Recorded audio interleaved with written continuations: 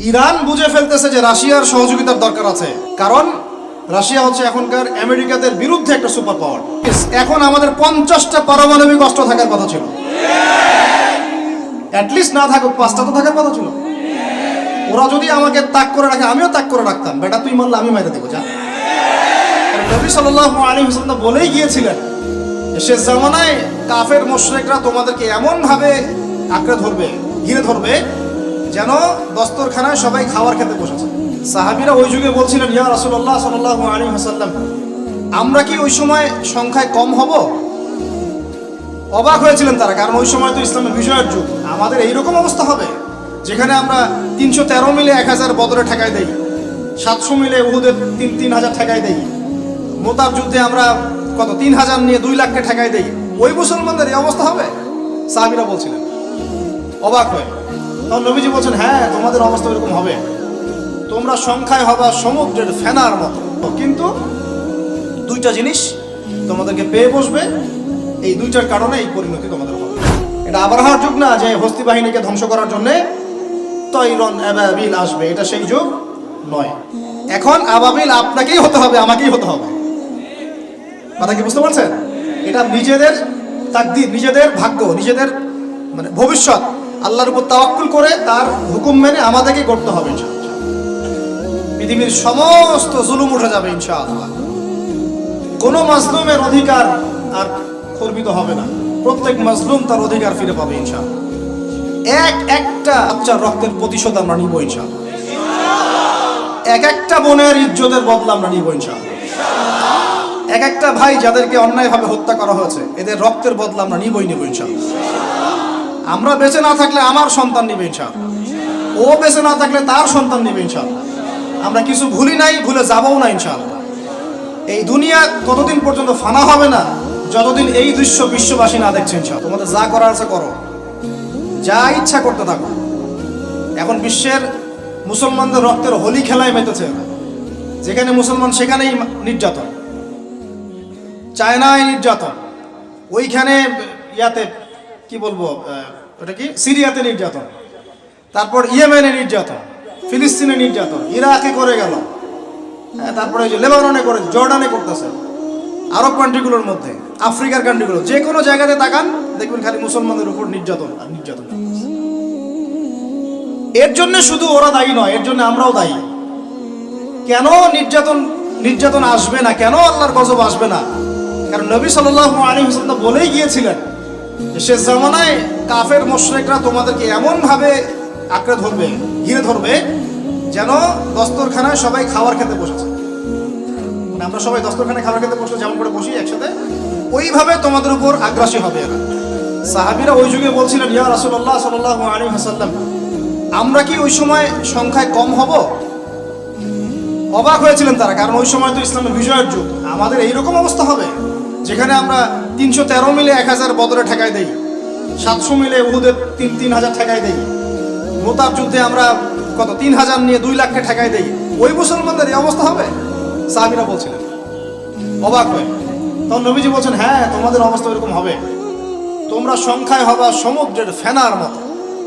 সমুদ্রে দেখতে পারতেছেন এখন খালি নাম কাও আসতে মুসলিম বাড়তেই আছে, সমুদ্রের ফেনার মতো, কিন্তু 2টা জিনিস তোমাদেরকে পেয়ে বসবে, এই 2টার কারণে এই পরিণতি তোমাদের হবে।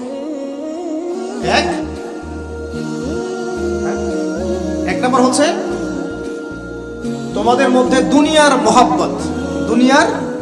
মহব্বত তোমাদেরকে পেয়ে বসবে, আর একটা ওয়াহান তোমাদেরকে ধরে ফেলবে। সাহাবীরা বলছে, ওয়াহান কি? নবীজি বলছেন, তোমরা আল্লাহর পথে জীবন দিতে চাইবে না, এই ভয়, আল্লাহর পথে জীবন দেওয়ার ভয় তোমাদেরকে পেয়ে বসবে। এই 2টা যখন তোমাদেরকে পেয়ে বসবে তখন এই কাফের মুশরিক মুনাফিক যারা আছে সবাই মিলে তোমাদেরকে একটা কচু কাটা করে ফেলবে। হয়নি এখন এটা? শুধু এই যুগে না, প্রত্যেক যুগে যুগে যখনই মুসলমানদের উপর এই 2টা এসেছে তখনই মুসলমানরা আক্রমণের শিকার হয়েছে। কখনো তাতারিদের হাতে, চেঙ্গিস খানের বংশধর মনে আছে, মঙ্গলরা, ওরা এসে মুসলমানদেরকে একদম কেটে ফেলে দিয়েছিল। কতদিন? 40 দিনের মধ্যে বাগদাদে ওরা মনে হয় প্রায় 10 থেকে 15 লক্ষ মানুষকে হত্যা করেছে, ওই তাতারিরা মুসলমানদেরকে, আব্বাসীয়দের সময়। এরকম হিস্ট্রি অনেক আছে। তারপরে যখন এই ফাতেমি সাম্রাজ্য চলছিল তখন ক্রুসেডাররা এসে মুসলমানদেরকে হত্যা করেছে।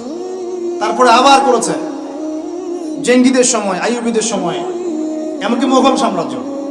এর আগেও যখন দুনিয়া প্রীতি আর ওয়াহান ঢুকে গিয়েছিল, তখন দেখা গেছে যে মুসলমানদের মধ্যেই মারামারি চলতেছে।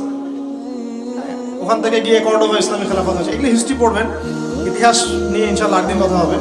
আমার নিয়ত আছে আপনাদেরকে হিস্ট্রি শোনানোর, একদম আদম আলাইহিস সালাম থেকে শুরু করে এই পর্যন্ত যা যা হয়েছে ইসলামের ইতিহাসে একটা একটা করে ধারাবাহিক পর্ব আকারে আসবে ইনশাআল্লাহ।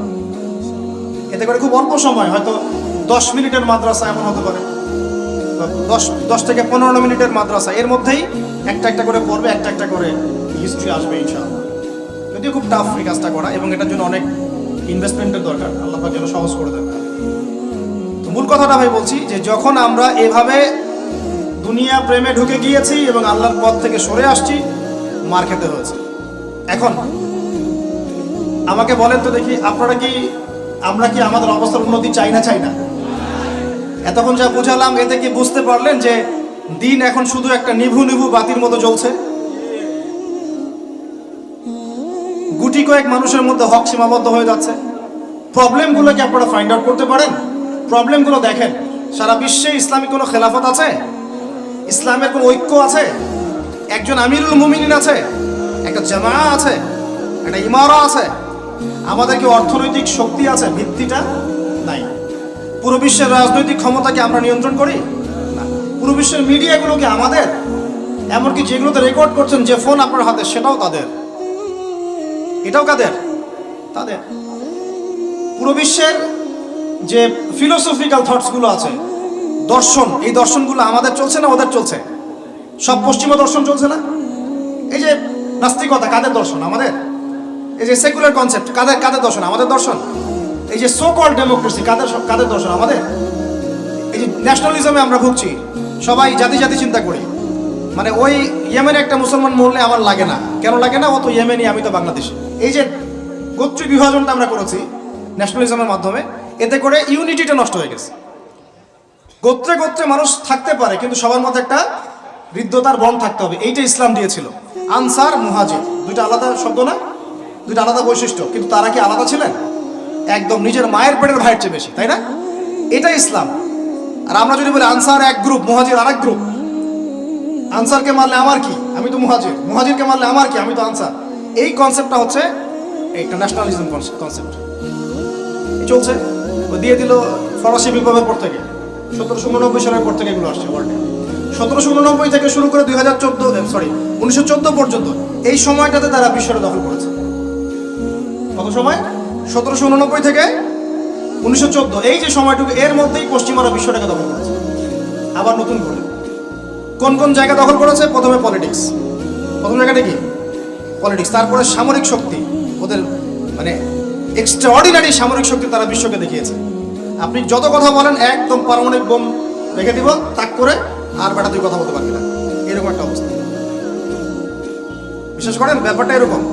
পুরো জাতি নিয়ে আপনি একটা ঐক্যবদ্ধ শক্তি করতে চান, একটা মিসাইল, পারমাণবিক মিসাইল এরকম রেখে দেবেন, এই বাড়াবাড়ি করো না বেশি, একদম দিব লঞ্চ করে, ব্যাস আপনি চুপ, একদম চুপ। কারণ ওইটা প্রতিহত করার তো আমার কাছে ওই নাই, ক্ষেপণাস্ত্র প্রতিরক্ষা সিস্টেম তো নাই। এখন আমি যদি বলি, আমার কথা কি মন খারাপ করবেন? আমি যদি বলি যে বিগত 50 বছরে আমাদের দেশ স্বাধীন হয়েছে কবে বলেন? 71, এখন কত? 23, কত বছর বলেন? আমরা কি একটাও ক্ষেপণাস্ত্র তৈরি করতে পারলাম না? এই বিশ্বে এই ধরনের প্রযুক্তি ছাড়া কেউ টিকে থাকতে পারে? এটা কি ঢাল তলোয়ারের যুগ, যে ওরা এগুলো বানাবে আর আমরা ঢাল তলোয়ার নিয়ে বসে থাকবো? কি করলাম আমরা বলেন? আপনারা তো রাগ করেন কথা বললে, রাগ না করে একটু ভালো করে মন দিয়ে শুনেন না, মন দিয়ে চিন্তা করেন না। কি করলাম আমরা এতদিনে? আমাদের 50টা ক্ষেপণাস্ত্র থাকার কথা ছিল, আমাদের 50টা পারমাণবিক অস্ত্র থাকার কথা ছিল। কিসের ভিত্তিতে আমরা লড়াই করব? কিসের ভিত্তিতে আমরা লড়াই করব? মিয়ানমার যদি আমাদেরকে কালকে চাপ দেওয়া শুরু করে, আমরা কিসের ভিত্তিতে লড়াই করব? কি নিয়ে লড়াই করব? এমনকি পুরো মুসলিম বিশ্বের বড় বড় পরাশক্তিগুলোর সাথে আমাদের সম্পর্ক কতটুকু ভালো? ইরান বুঝে ফেলতেছে যে রাশিয়ার সহযোগিতার দরকার আছে, কারণ রাশিয়া হচ্ছে এখনকার আমেরিকাদের বিরুদ্ধে একটা সুপার পাওয়ার, তাই না? অনেক কান্ট্রি এখন ওদের সাথে যুদ্ধ করতে গেলে রাশিয়ার সাথে বন্ডিং করে। এটা ওয়ার্ল্ড অ্যাফেয়ার্স। আমরা বিগত 50 বছরে কি করতে পারি না, ব্যর্থতার ইতিহাস রচনা করা যাবে। কি বলতেছেন আপনি? কি বলতে চান? এটা রচনা করা যাবে একটা ইতিহাস। পদে পদে দুর্নীতি করেছে, পদে পদে টাকা আত্মসাৎ হয়েছে, পদে পদে হক নষ্ট করা হয়েছে। এগুলো সব আমাদের সম্পদ ছিল, জনগণের ছিল। আমি কোনো পলিটিক্যাল পার্টি করি না, কখনো করিও নাই, আমার করারও কোনো শখ নাই। কিন্তু একজন আম জনগণ হিসেবে, সাধারণ জনগণ হিসেবে এই কথাগুলো বলছি। প্রত্যেক পদে পদে দুর্নীতি, টাকা আত্মসাৎ, সিস্টেম লস। কেন? একটা ছেলে যোগ্যতা আছে, চাকরি পাবে না কেন? ওই ছেলের যোগ্যতা আছে, কেন চাকরি পাবে না? আপনি আল্লাহর কাছে কি জবাব দিবেন? আপনারা বলেন, আপনারা আল্লাহর কাছে কি জবাব দিবেন? ওর যোগ্যতা আছে, কেন সে পেল না? কেন একটা গভর্নমেন্ট প্রতিষ্ঠানের মধ্যে পদে পদে আমাকে ফাইল ট্রান্সফার করতে হবে, সবাইকে টাকা খাওয়াতে হবে কেন?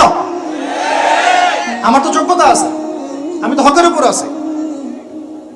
বিসিএস তো কোচিং আমিও করেছি, আমিও তো ক্যাডার হতে পারতাম, আমি কেন হতে পারলাম না? কেন চান্স দিলেন না? কেন বড় বড় পরীক্ষার প্রশ্ন ফাঁস হয়ে যাবে? কেন একজন ডক্টর যাকে আমরা আমাদের ট্যাক্সের টাকা দিয়ে আমাদের ভাইরা বেতন দিচ্ছে, ও কেন দেরি করে হসপিটালে আসবে? কেন আসবে? কে ব্যবস্থা নিবে এগুলোর এগেইনস্টে? আমরা ব্যবস্থা নিতে পারবো? আপনাকেই তো নিতে হবে। ওমর ইবনুল খাত্তাবের মতো শাসক কে হবে? আপনাকে হতে হবে, আমরা তো হব না। আর আমাদের সেই যোগ্যতাও নাই, ইচ্ছাও নাই। আমরা দায়িত্ব নিতে চাই না, দায়িত্ব ছেড়ে দিতে চাই। ইসলাম কি বলে? দায়িত্ব নিতে বলে না ইসলাম বলে যে যোগ্যকে দায়িত্ব দিয়ে দাও। কোন সাহাবী দায়িত্ব নিজেকে চেয়ে নেন নাই কখনো, বলেছেন আমাকে দেওয়ার দরকার নেই, তাকে দিয়ে দাও। আবু বকর সিদ্দিকের পর ওমর ইবনুল খাত্তাব পর্যন্ত বলছিলেন আমাকে দিয়েন না, প্রয়োজন আলীকে দেন, উসমানকে দেন। ওমরের মতো মানুষ এই কথা বলছিলেন। আর আমরা এখন কি করি ভাই? আমার চরিত্র সবচেয়ে ভালো, আমারে দেন, আমারে। খালি কিয়ামতটা হয়ে যাক, আল্লাহ পাক দাঁড় করাবেন সবগুলোকে সিরিয়ালে, দেখা যাবে কে কি জবাব দিতে পারে, দায়িত্ব কতটুকু বুঝাই দিতে পারে, এটা দেখা যাবে। কেন এটা হবে? আমার কথা রাগ করেন না প্লিজ। এখন আমাদের 50টা পারমাণবিক অস্ত্র থাকার কথা ছিল, অ্যাটলিস্ট না থাকুক 5টা তো থাকার কথা ছিল। ওরা যদি আমাকে তাক করে রাখে, আমিও তাক করে রাখতাম। বেটা তুই মারলে আমি মেরে দেবো, যা। উত্তর কোরিয়ার মতো একটা কান্ট্রি, আমার সাবজেক্টে এইগুলা, আমরা ইউনিভার্সিটিতে এগুলোই পড়েছি। ও একটা কান্ট্রি, কতটুকু কান্ট্রি জানেন? উত্তর কোরিয়া দক্ষিণ কোরিয়া একসময় মারামারি করতো, এই মারামারি লাগিয়ে দিয়েছিল পশ্চিমরা। পরে উত্তর কোরিয়ার প্রেসিডেন্ট ওই বলা থেকে বের হয়ে যায়, বলা থেকে বের হয়ে চায়নার সাথে বন্ডিং শুরু করে, রাশিয়ার সাথে বন্ডিং শুরু করে ওদের সাপোর্টে সে আস্তে আস্তে আস্তে নিউক্লিয়ার ডিভাইসগুলো তৈরি করা শুরু করেছে। করার পরে এখন এই মাত্র বেশি না, 20 থেকে 25 বছরে ওরা এমন একটা জায়গায় চলে গেছে, খাইতে পারুক না পারুক পারমাণবিক বোমা একদম তাক করে রেখে দিয়েছে। পশ্চিমারা ওখানে নাক গলাতে পারবে না। ও নাক গলাতে পারে আমার কাছে এসে, আমাকে বলে স্যাংশন দিবে, আমাকে বলে তোমাকে ভিসা নীতি বাতিল করে দিব, আমাকে বলতে পারে, ওকে বলতে পারবে না তো, কারণ ওর কাছে ওইরকম অস্ত্র আছে, দিবে একটা মায়েরা, যা বেটা আসে। ওর পার্ল হার্বার আছে সামনে জাপানের ওখানে। কারণ এটা এমন একটা বিষয় যে একটা যদি সে মারে, আর এও তো একটা মারতে পারবে। একটা বোমা পড়লে পুরো জাতি একদম মুহূর্তের মধ্যে ছাই হয়ে যাবে, ছাই। এই জন্য এটা যুদ্ধ এত সহজে কেউ যেতে যাবে না। এটা হচ্ছে একটা মনস্তাত্ত্বিক শক্তি যে আমার কাছে আছে, তুই মারলে কিন্তু আমি মারতে পারি। এই মনস্তাত্ত্বিক শক্তিটাই দরকার ছিল, এখন নাই। আর ভাই এগুলো আমাদেরও তো অনেক দোষ। সব কিছু তো আমরা মানুষের উপর চাপাই দিয়ে বসে থাকি। আমরা যখন অ্যানালাইসিস করতে বসি সবাই মনে হয় যে বিজ্ঞ পণ্ডিত, কিন্তু আপনি তো দায়িত্ব নিয়ে সামনে আসছেন না, আপনি তো পড়াশোনা করে উপরে আসছেন না, আপনি তো জ্ঞান অর্জন করে মানুষকে বোঝানোর চেষ্টা করছেন না। আমরা তো আমাদের দায়িত্ব পালন করছি না, করছি কি? আল্লাহ পাক আমাদের সবাইকে বিচক্ষণ হওয়ার তৌফিক দান করেন। কয়টা সায়েন্টিস্ট তৈরি হয়েছে আমাদের? বলেন, কয়টা সায়েন্টিস্ট তৈরি হয়েছে আমাদের জাতির মধ্যে? নাস্তিক তো ভুরি ভুরি তৈরি হচ্ছে। কয়টা সায়েন্টিস্ট তৈরি হয়েছে আমাদের ইউনিভার্সিটিগুলোর মধ্যে? কয়জন অর্থনীতিবিদ তৈরি হয়েছে ইউনিভার্সিটিগুলোর মধ্যে? আমিও তো পড়েছি ইউনিভার্সিটি। ছেলে মেয়ে একসাথে বসে গান গল্প করে, বাদাম খায়, কোনো কোনো সময় স্যার আর ছাত্রীর প্রেম হয়ে যায়। আমি বলছি না কিছুই হয় না, পড়াশোনা তো হয়, সিস্টেম তো অনেক সুন্দর, টাকা পয়সাও সরকারি অনেক খাচ্ছেন আপনারা। কিন্তু এখন কথা হচ্ছে গভর্নমেন্টের যে এত টাকা পয়সা খাচ্ছেন, রেজাল্টটা কি দিচ্ছেন? কি জাতীয় উপহার দিচ্ছেন আপনারা? কোন প্রজন্ম উপহার দিচ্ছেন? এগুলো কি গভর্নমেন্ট টাকা আপনারা কি মনে করেন? এই ট্যাক্সের টাকাকে কি মনে করেন? এগুলো মানুষের আমানত, রক্ত ঘাম করা পয়সা। আপনাকে বেতন দেওয়া হচ্ছে, আপনাকে ফ্ল্যাট দেওয়া হচ্ছে, আপনাকে গাড়ি দেওয়া হচ্ছে, ওগুলোর দিকে তো চোখ দেন না। আমরা একটু এক্স করোলা গাড়িতে চললেই একদম নজরদারির মতো চলে আসি। গাড়ি কোত্থেকে আসলো? আমার গাড়ির দাম তো 6 লাখ টাকা না 7 লাখ টাকা, আপনার গাড়ির দাম তো 50 লাখ টাকা। আর এইগুলো আমাদেরকে মানুষ ভালোবেসে হাতিয়ে দিয়েছে। আপনাকে ভালোবেসে না দিলে আমি কি করতে পারি? আমার কিছু করার আছে? মূল জায়গাগুলো তো আমরা দেখি না। সব সমস্যা ইসলামকে নিয়ে চুলকানি নাকি? খালি ইসলামকে নিয়ে চুলকানি হয়? মূল জায়গায় আসেন। আমি বলেছি, চ্যালেঞ্জ করেছি, একটা মাঠের মধ্যে আপনি সমস্ত সেকুলার মহলের টিচারদেরকে একত্রিত করেন। আপনি উদ্যোগ নিয়ে করেন দেখি, করে সবার কোরআন তেলাওয়াত টেস্ট করেন। আমি চ্যালেঞ্জ করতেছি 10% কোরআন তেলাওয়াত ঠিক থাকবে না। তাদের হাতে আপনি একটা জাতি করতেছেন, তাহলে শিক্ষা তো এই অবস্থা হবেই। ব্যাংলাপ তো আপনাকে শিখাবে, আর কি শিখাবে? ইসলাম এবং জেনারেল শিক্ষা, ইসলামী শিক্ষা, এইটাকে সমন্বয় করাটা এখন সময়ের দাবি হয়ে গেছে। এই দুটাকে সমন্বয় না করতে পারলে আল্লাহর কসম এই জাতিকে বাঁচাতে পারবেন না আপনি। এখন টিকটক দেখতেছেন, সামনে কোন টক আসবে আল্লাহ ভালো জানে, আল্লাহ ভালো জানে। এখানে আপনার ঘরেও তো দেখবেন যে একটা অপদার্থ পয়দা হয়ে গেল। কত এরকম ছেলে তার বাবা মাকে বৃদ্ধাশ্রমে পাঠিয়ে দিল, সন্তানের হাতে মা খুন হলো। এই তো কয়েকদিন আগে এক পুলিশ অফিসার খুন হয়েছিল এক সন্তানের হাতে, মনে নাই আপনাদের এগুলা? তাহলে আমরাই তো আমাদের ঘরে সাপ তৈরি করতেছি। ভাববেন না যে এগুলোর ফলে শুধু সমাজে একটা প্রভাব বিস্তার হবে, আমার ঘরে কিছু হবে না, কখনো নয়। আমিও এফেক্টেড হব, আমার ঘরেও আসবে। এখন আল্লাহ রাব্বুল আলামিনের কাছে খালি দোয়া করতে পারি আমরা, আল্লাহ পাক যেন আমাদেরকে এমন যোগ্য ব্যক্তি উপহার দেন আল্লাহর পক্ষ থেকে। যেই হোক সে XYZ, হুএভার হি ইজ, আমরা কোনো দলের মানুষ না, কোনো পলিটিক্যাল পারসন না। XYZ যে হোক না কেন, আমরা চাই সৎ, যোগ্য, ইমানদার মানুষ। সৎ, যোগ্য, ইমানদার মানুষ যারা তাদের এই ক্ষমতাটাকে, এই প্রতিভাটাকে দিনের জন্য কাজে লাগাবে ইনশাআল্লাহ। এরকম মানুষ চান না আপনারা? এটা দোয়া করতে হয়, আল্লাহ যেন কবুল করেন, আমিন। আর আমাদেরকেও হতে হবে আনুগত্যশীল, এবং আমরা শান্তিপূর্ণ কোনো পরিবেশের মধ্যে বিদ্রোহ করতে যাব না। কারণ এগুলো করলে রাষ্ট্রের আরো ক্ষতি হয়, উপকার হচ্ছে কি হয়? ক্ষতি বেশি হয়। আমরা দোয়া করব, চেষ্টা চালাবো, আল্লাহ রাব্বুল আলামিনের কাছে মুজাহাদা চালিয়ে যাব, এবং আমরা গঠনমূলক সমালোচনার মধ্য দিয়ে আমরা তাদের কাজের পজিটিভ নেগেটিভ বিষয়গুলো উপস্থাপন করতে পারি। এরপর যদি তারা দাওয়াত কবুল না করে, তাদের কবর তাদের, আপনার আমার কবর আমার, লাকুম দীনুকুম ওয়ালিয়া দীন। ব্যাস, এটা আমাদের দায়িত্ব। এখন আমার কথাটা আমি গুছিয়ে নিব, কনক্লুশনের দিকে একটু আমার দিকে মনোযোগ দেন। আর শেষে গিয়ে আমি আপনাদেরকে 5টা প্রশ্ন করবো। কয়টা ভাই? সেরা 5 জন, যে 5 জন অ্যান্সার দিতে পারবেন তাদের জন্য আমি হাতিয়ে নিয়ে আসছি। 5টা বই আমি আমার পক্ষ থেকে উপহার দেবো ইনশাআল্লাহ। ঠিক আছে? এই যে লেকচারটা দিয়েছি এর উপরেই 5টা প্রশ্ন হবে ইনশাআল্লাহ। দেখবো কে কতটুকু লেকচার শুনেছে। কনক্লুশনটা এখন শোনেন। পুরো বিশ্বের প্রেক্ষাপটটা এখন আমাদের অনুকূলে না। আমার সাথে বলেন তো, কি বললাম? পুরো বিশ্বের প্রেক্ষাপটটা আমাদের অনুকূলে না। বিশ্বের বড় বড় সেক্টরগুলো মনে রাখবেন, বড় বড় সেক্টরগুলো হচ্ছে 1 রাজনীতি, 2 ভূ রাজনীতি, 3 অর্থনীতি, 4 সংস্কৃতি, 5 শিক্ষা এবং 6 প্রযুক্তি। কটা বললাম? এই প্রতিটা বিষয় এখন আমরা নিয়ন্ত্রণ করি না। এটাই বাস্তব, এটাই সত্য। কারা নিয়ন্ত্রণ করে? ইসলামের দুশমনরা করে। ইসলামের দুশমনরা করে। তো এরা হচ্ছে এই বিষয়গুলো নিয়ন্ত্রণ করে। প্রতিটা বিষয়, প্রত্যেকটা বিষয়, ব্যাংকিং সিস্টেম থেকে শুরু করে পলিটিক্যাল অ্যাফেয়ার্স, এভরিথিং। আমাদের হাতে কিছু নাই, কিন্তু আমরা বললাম যে ফিউচারে ঈসা আলাইহিস সালাম আসবেন এবং এটা কায়েম করবেন। এই তো কনক্লুশন। তাহলে মাঝখানে যে সময়টা বাকি আছে, এই সময়টাতে কাদের হাতে বা কোন বৈশিষ্ট্য ধারণ করতে পারলে আমাদের হাতে ওই বিজয়টা হবে? এই তো প্রশ্ন, না? এই না বিষয়টা? লাস্ট 100 বছর থেকে ওরা এই মিশনে হাঁটতে হাঁটতে হাঁটতে মোটামুটি এখন 70-80% জায়গায় কিন্তু দখল করে ফেলেছে। ফেলে নাই? ওইটা আরেকটা ইস্যু। এখন মূল কথায় আসেন। তাহলে আমরা ফিউচারটাও জানি, বর্তমানটাও বুঝতে পারছি। মাঝখানে একটা প্রজন্ম দরকার। আমরা যদি আল্লাহর কবুলিয়ত পাই, হয়তো আমরা যদি এই সময়টা পেয়ে যাই, যদি আমরা না পাই আমাদের ফিউচার জেনারেশন, যদি তারা না পায় তাদের ফিউচার জেনারেশন, এভাবে হয়তো চলতে থাকবে।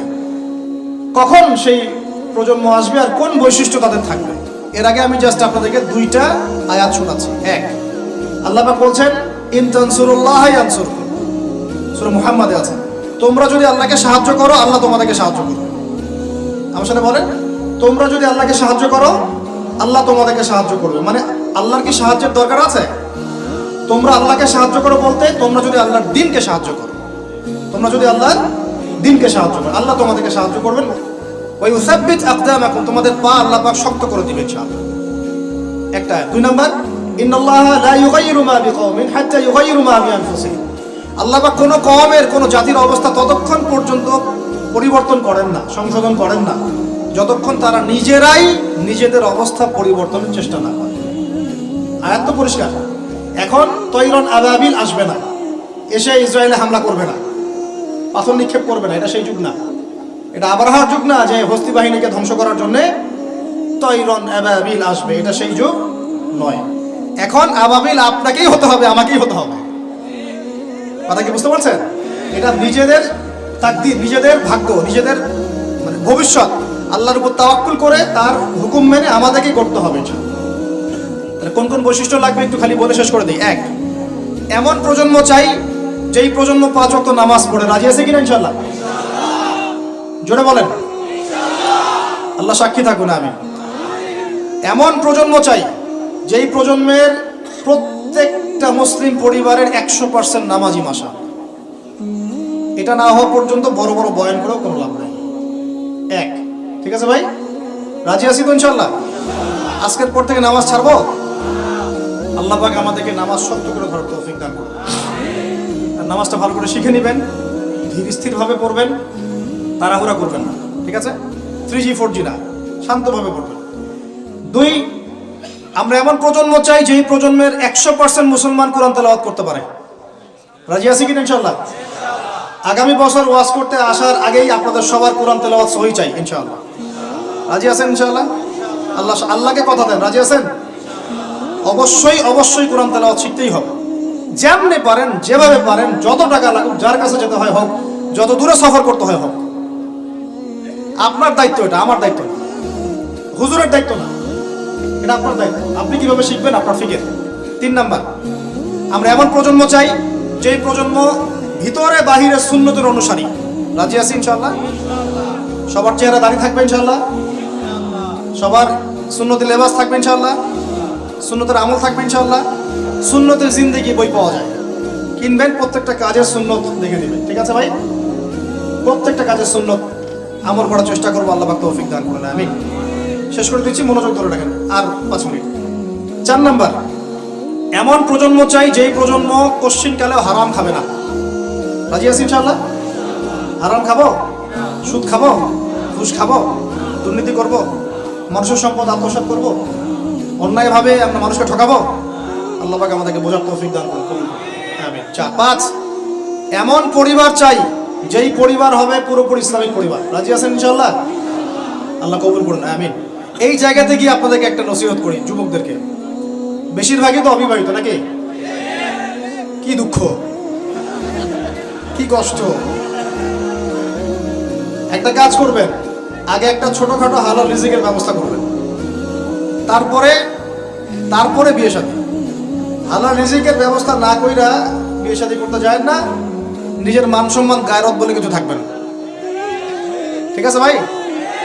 আরো যে বলছি, ভুলেও বেদিন কোনো মেয়েকে বিয়ে করতে যায় না।